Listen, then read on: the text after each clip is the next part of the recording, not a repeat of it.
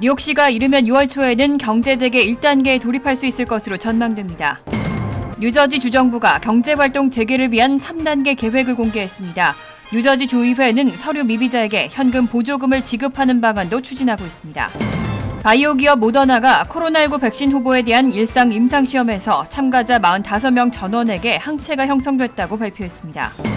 트럼프 대통령이 코로나19를 예방하기 위해서 하이드록시클로로퀸을 복용하고 있다고 밝혔습니다. 의학계는 경악을 금치 못하고 있습니다. 코로나19 치사율이 소득 수준에 따라 큰 차이가 나는 것으로 확인됐습니다. 소득이 낮은 계층이 거주하는 지역의 치사율은 부유층 거주 지역보다 무려 15배 가까이 높았습니다. 이상은 이 시각 주요 뉴스입니다. 시청자 여러분 안녕하십니까? KBN 뉴스입니다. 오늘 오후 4시 기준 미 전역의 코로나19 누적 확진자는 어제보다 13,173명 늘어난 156만 3,467명, 사망자는 1,054명이 늘어 93,035명입니다. 이 가운데 뉴욕의 확진자는 1,237명이 늘어 36만 2,503명, 사망자는 153명이 늘어난 28,633명, 뉴저지의 확진자는 311명이 늘어나 15만 87명, 사망자는 12명이 늘어 1,448명으로 집계됐습니다. 첫 번째 소식입니다. 뉴욕시가 이르면 6월 초에는 경제 재개 1단계에 돌입할 수 있을 것으로 보입니다. 경제 재개를 위한 7가지 조건 가운데 아직 4가지 조건을 만족하지 못했지만 6월 초쯤에는 모두 충족할 수 있을 것이라는 전망이 나왔습니다. 웨스턴 뉴욕은 오늘부터 재개에 들어갔습니다. 빌 드블라지오 뉴욕시장은 18일 코로나19 브리핑에서 뉴욕시가 예상보다 빠른 6월 초쯤 경제 재개를 위한 7가지의 가이드라인을 충족할 수 있을 것 같다고 밝혔습니다. 6월 초에는 뉴욕시도 경제 재개에 들어갈 수 있다는 의미입니다. 현재 뉴욕시는 경제 재개를 위한 7가지 조건 가운데 인구 10만 명당 하루 입원율 2명 이하 또는 하루에 170명 이하 입원할 것과 입원실 공실률 30% 이상, 그리고 중환자실 공실률 30% 이상, 주민 10만 명당 30명 이상의 역학조사관 확보 등 4가지 조건을 충족하지 못했습니다. 현재 뉴욕시에서는 하루에 200명 정도가 입원하고 있고 입원실과 중환자실 공실률은 각각 29%, 24%입니다. 한편 모든 기준을 충족한 것으로 발표된 웨스턴 뉴욕은 19일 1단계 재개에 들어가고 캐피탈 지역은 역학조사관 확보 후 별도로 재개 일정이 공개됩니다. 또 드블라지오 시장은 뉴욕시가 자체 제작한 코로나19 진단검사 키트가 일선 진단검사장에서 사용되기 시작했다고 설명했습니다. 시장은 현재 준비된 키트의 양이 충분하다면서 뉴욕 시민들에게 코로나19 감염 검사나 항체 검사를 받을 것을 권유했습니다. 코로나19 최일선 대응자나 필수업종 노동자, 1단계 업무 복귀 예정자, 의사의 추천이 있는 경우 등은 모두 검사를 받을 수 있습니다. 뉴저지 주정부가 경제활동 재개를 위한 3단계 계획을 공개했습니다. 현재 시행되고 있는 1단계에서는 픽업 서비스를 조건으로 소매점의 영업이 허용되고 점진적인 재개가 이뤄집니다.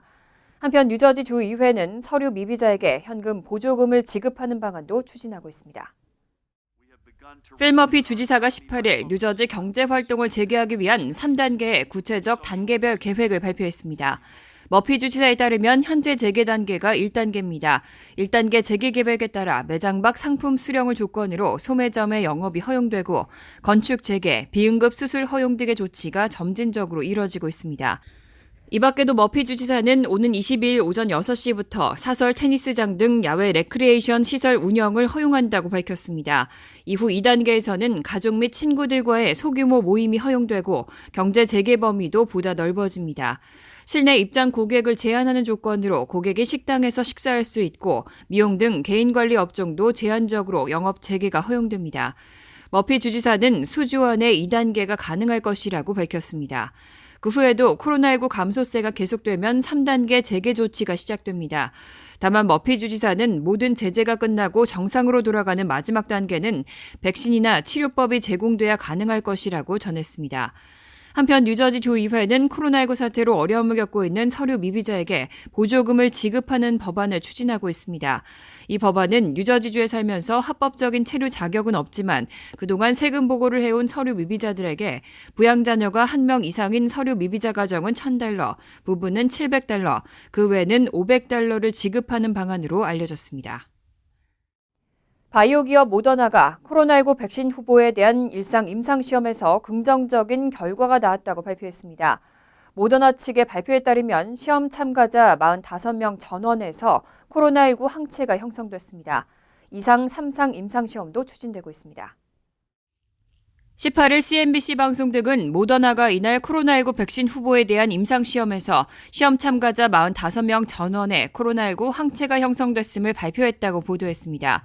모더나는 시험 참가자 45명을 15명씩 3그룹으로 나눠 백신 후보 물질을 각각 25 마이크로그램, 100 마이크로그램, 250 마이크로그램씩 약 28일의 간격을 두고 두 차례에 걸쳐 투여했습니다. 모더나는 백신 후보 물질을 두 번째 투여한 후 약 2주가 지난 뒤 25 마이크로그램 그룹에서 코로나19에 감염됐다가 회복된 사람과 비슷한 수준의 항체가 형성됐다고 설명했습니다. 또 100 마이크로그램 그룹에서는 코로나19에 감염됐다가 회복된 사람을 능가하는 수준의 항체가 만들어졌다고 전했습니다. 모더나는 또 25 마이크로그램군 4명, 100 마이크로그램군 4명 등 최소 8명의 시험 참가자에게서 바이러스를 무력화하는 중화 항체도 형성됐다고 밝혔습니다. 매사추세츠 캠브리지에 소재한 모더나는 현재 국립보건원과 협업해 백신을 연구하고 있습니다. 지난 3월부터는 일상시험에 돌입했고 식품의약청으로부터 이상시험을 허가받았습니다. 3상 시험은 오는 7월께 시작될 것으로 예상됩니다. 2003년 사스 완치자의 항체가 코로나19 감염을 억제할 수 있다는 연구 결과가 나왔습니다. 연구진은 S309로 이름 붙여진 이 항체로 코로나19 백신이나 치료법을 찾는데 토대를 마련했다고 자평했습니다. 라이브사이언스닷컴은 18일 미 워싱턴대, 프랑스 파스테르 연구소 등 다국적 연구진이 2003년 사스를 앓았던 사람의 혈액 샘플에서 코로나19를 억제하는 항체를 찾는 데 성공했다고 밝혔습니다. 연구진이 S309로 명명한 이 항체는 코로나19 바이러스의 스파이크 단백질을 무력화하는 데 강력한 능력을 나타낸 것으로 알려졌습니다. 스파이크 단백질은 코로나19 바이러스가 인간의 세포에 달라붙어 침투하는 데 결정적인 역할을 합니다. 연구진은 18일 과학 전문지 네이처에 발표한 논문에서 이번 연구로 S309 자체를 이용하거나 또는 이른바 항체 칵테일로 코로나19를 예방하거나 치료할 수 있는 길을 찾는데 토대를 마련한 것으로 자평했습니다. 샌프란시스코 소재 비어 바이오테크놀로지는 이런 연구 결과를 토대로 코로나19 치료제를 개발하고 있습니다. 비어 바이오테크놀로지는 S309의 유전자 공학 버전으로 2가지 약을 만들고 이르면 올 여름에 임상 실험을 할 계획이라고 밝혔습니다. 이 실험에는 글락소스미스클라인도 참여하고 있습니다. 트럼프 대통령이 코로나19를 예방하기 위해서 하이드록시클로로퀸을 복용하고 있다고 밝혔습니다. 앞서 지난달에는 효과가 공식적으로 입증되지 않은 하이드록시클로로퀸을 치료제로 띄워서 논란이 된 바 있는데요. 이번에는 감염 예방 차원에서 직접 먹고 있다고 발언하면서 의학계가 경악하고 있습니다. 18일 CNBC, 악시오스 등 언론에 따르면 트럼프 대통령이 이날 백악관에서 코로나19 예방으로 하이드록시클로로퀸을 복용하고 있다고 말했습니다. 트럼프 대통령은 얼마나 많은 사람이 약을 복용하는지 알면 놀랄 것이라며 자신도 지금 하이드록시클로로퀸을 먹고 있다고 밝혔습니다. 또 약을 약 일주일 반 동안 복용해왔고 백악관 의사가 처방했다고 설명했습니다. 이어 많은 최전선 노동자들이 하이드록시클로로퀸을 복용하고 있다고 덧붙였습니다. 이런 트럼프 대통령의 폭탄 발언에 의학계는 경악을 금치 못하고 있습니다. 그간 보건의학 전문가들은 코로나19에 대한 하이드록시클로로퀸의 약효가 입증되지 않았고 더 나아가 심장 질환이나 합병증 같은 심각한 부작용을 초래할 수 있다고 경고해왔습니다. 전문가들은 특히 류머티즘 관절염이나 루푸스 등 자가 면역 질환 환자들이 트럼프 대통령의 사례를 따를 경우 심각한 결과를 초래할 수 있다고 우려했습니다. 식품의약국도 병원 밖에서 코로나19 치료제로 하이드록시클로로퀸을 사용하는 것에 대해 심장에 부작용을 초래할 수 있다고 경고했습니다. 코로나19로 인한 봉쇄 조치로 식당업계가 막대한 피해를 입고 있는데요. 중소자영업자들에 대한 대출 프로그램을 조정해달라는 식당업계 요청에 대해 트럼프 대통령은 모더나사의 임상 실험 결과를 거론했습니다. 좋은 소식들이 나쁜 소식들을 상쇄할 수 있다며 희망적인 상황을 강조했습니다. 트럼프 대통령은 18일 백악관에서 식당 경영진들을 만나 경제 규제 조치들이 계속 완화됨에 따라 금융시장이 회복되고 있고 모더나사에서 백신 개발과 관련해 고무적인 소식이 발표된 점을 거론했습니다. 트럼프 대통령은 오늘은 코로나19 치료와 백신 개발에 있어 매우 중요한 날이라며 엄청난 진보가 이뤄졌다고 전했습니다. 또 오늘이 첫날인 것 같다며 사람들이 외출하기 시작했고 미국이 다시 개방되고 있다고 말했습니다.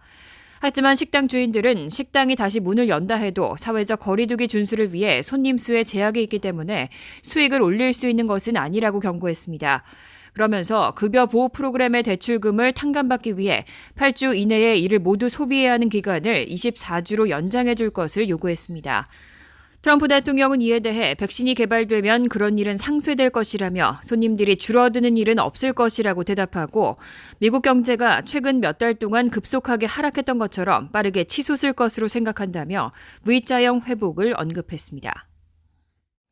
뉴욕에서 코로나19 치사율이 소득 수준에 따라 큰 차이가 나는 것으로 확인됐습니다.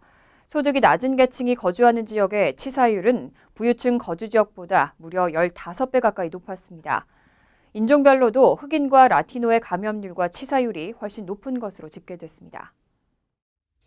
뉴욕시 보건국은 18일 맨하튼에서 소득이 높은 백인들의 거주지로 꼽히는 그래머시 파크의 코로나19 치사율은 10만 명당 31명이라고 밝혔습니다.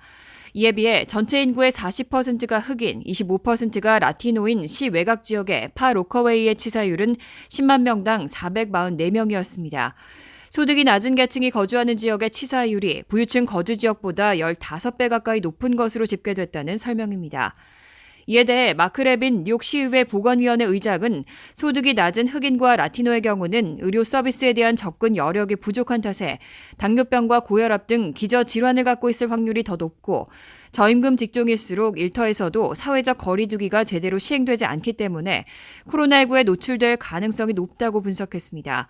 또 거주지가 좁은 데다 많은 인원이 모여 살 가능성이 높다는 것도 이유로 꼽았습니다. 앞서 뉴욕 이외 지역에서도 인종별로 코로나19 치사율에 차이가 있다는 통계가 발표됐습니다. 일리노이주의 경우 인구 중 흑인 비율은 14.6%지만 사망자 중 흑인은 40%에 달했습니다. 한편 소득 수준이 낮은 원주민들이 모여 사는 나바우 자치구는 10만 명당 2,304명이 코로나19에 감염돼 10만 명당 1,806명이 감염된 뉴욕주를 뛰어넘어 미국 내 감염률이 가장 높은 것으로 집계됐습니다. 그런가 하면 미국 내 인종 집단 중 아시아계는 코로나19 감염률과 사망률이 가장 낮았습니다. 일명 위챗 효과로 중국에서의 코로나19 확산을 조기에 접하고 자발적인 사회적 거리두기를 시작했기 때문이라는 분석이 나옵니다. 또 상대적으로 마스크에 거부감이 적어서 일찍부터 마스크를 쓴 것도 주요 원인으로 꼽혔습니다. 홍콩 사우스차이나 모닝포스트는 미국 내에서 코로나19 피해가 가장 심한 지역으로 꼽히는 뉴욕시 자료를 분석한 결과 지난 14일 기준으로 아시아계 집단의 코로나19 감염률과 사망률이 가장 낮았다고 보도했습니다. 코로나19에 감염돼 사망한 아시아계는 인구 10만 명당 122명으로 흑인 265명, 히스패닉 259명 등보다 훨씬 적었고 백인 130명보다도 적었습니다. 이에 대한 원인으로 전문가들은 위챗 요인을 꼽았습니다. 차이나타운에 거주하는 중국계 미국인 등은 위챗 등을 통해 중국에 있는 지인으로부터 코로나19 확산 소식을 일찍부터 접했기 때문에 외출을 자제하는 등 조기에 자발적인 사회적 거리두기를 시작했다는 분석입니다. 2003년 사스 대유행에 대한 기억으로 중국인 등이 코로나19에 대한 경계심이 강했고 아시아계는 마스크에 대한 거부감이 적어 일찍부터 마스크를 쓰기 시작한 것도 효과를 발휘한 것으로 추정됐습니다. 이와 함께 코로나19 확산 후 인종차별적 공격이 잇따르자 아시아계 스스로 사회적 접촉을 줄인 것도 역설적으로 아시아계 집단의 코로나19 감염자 수를 줄이는 데 기여한 것으로 분석됩니다. 대학들이 코로나19 2차 유행에 대비해서 여러 대책을 내놓고 있습니다. 일부 대학들은 정규 가을방학을 생략하고 추수감사절 전에는 대면 수업을 끝내겠다는 계획을 발표했습니다. 추수감사절 이후에는 온라인 수업을 진행하거나 될 수 있으면 모든 과정을 그 이전에 마치겠다는 입장을 밝혔습니다. CNN은 18일 퍼듀 대학과 라이스 대학, 그레이튼 대학이 가을방학을 취소하고 추수감사절 전 대면 수업을 끝낼 계획이라고 보도했습니다. 사우스캐롤라이나 대학도 17일 정규 가을방학을 생략하고 추수감사절 연휴 전 대면 수업을 끝내기로 했다고 발표했습니다.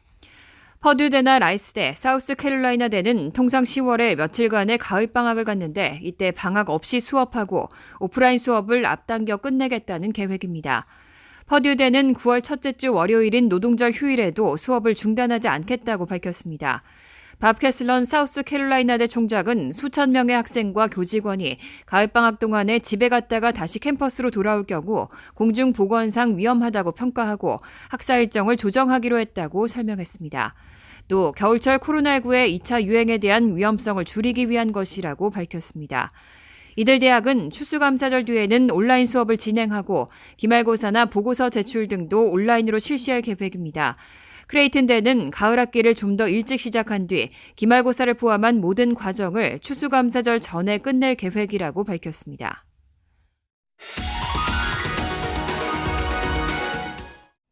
이어서 LA 지역 한인사회 소식입니다. 코로나19로 막대한 경제적 피해를 입은 캘리포니아 주정부가 내년 회계연도 수정 예산안을 발표했는데요. 교육 분야가 가장 큰 타격을 입었습니다.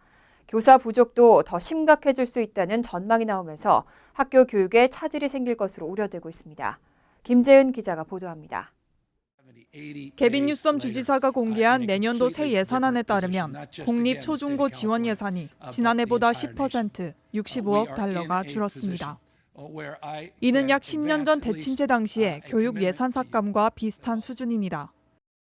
각종 학교 프로그램이 폐지됐고 3만여 명의 교사들이 대거 해고됐는데 이번에도 그때 상황과 매우 유사하다는 겁니다. Cuts to funding at schools will forever impact the lives of children.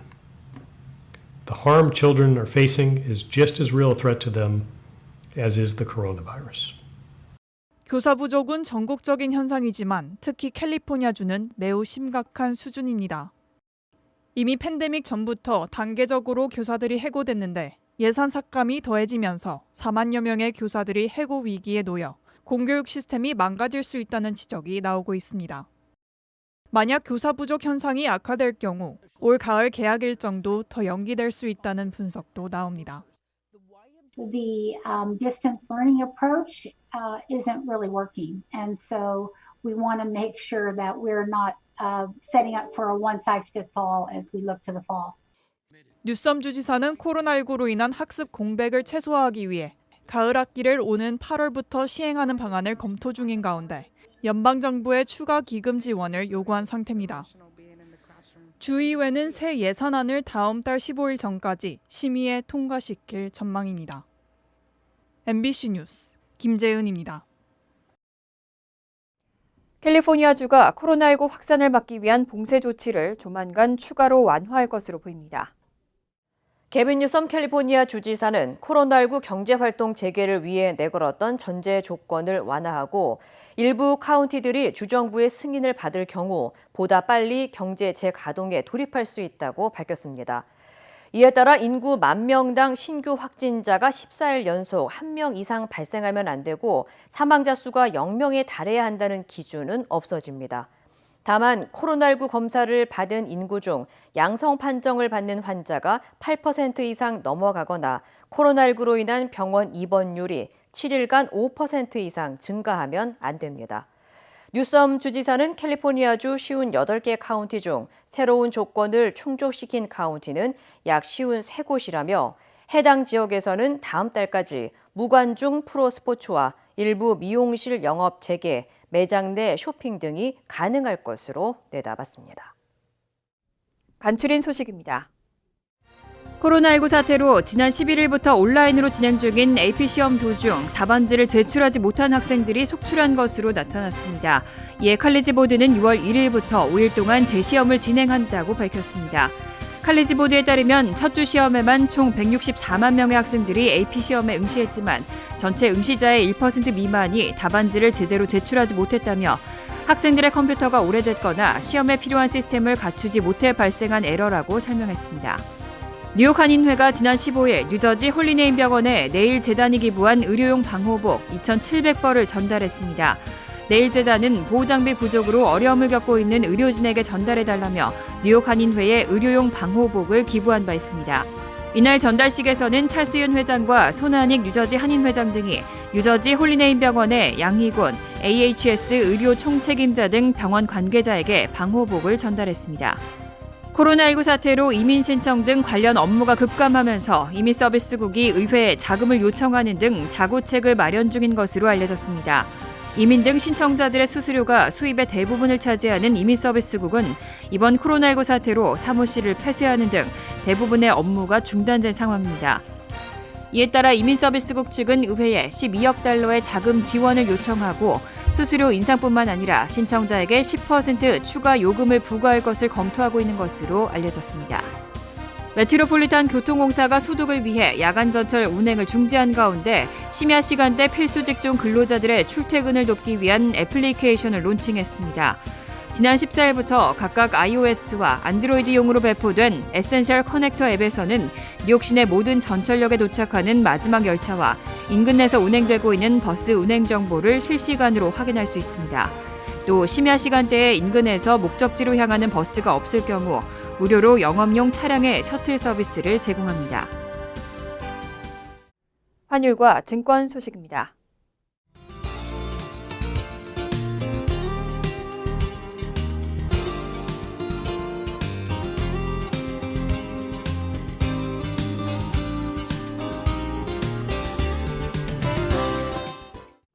이어서 날씨입니다.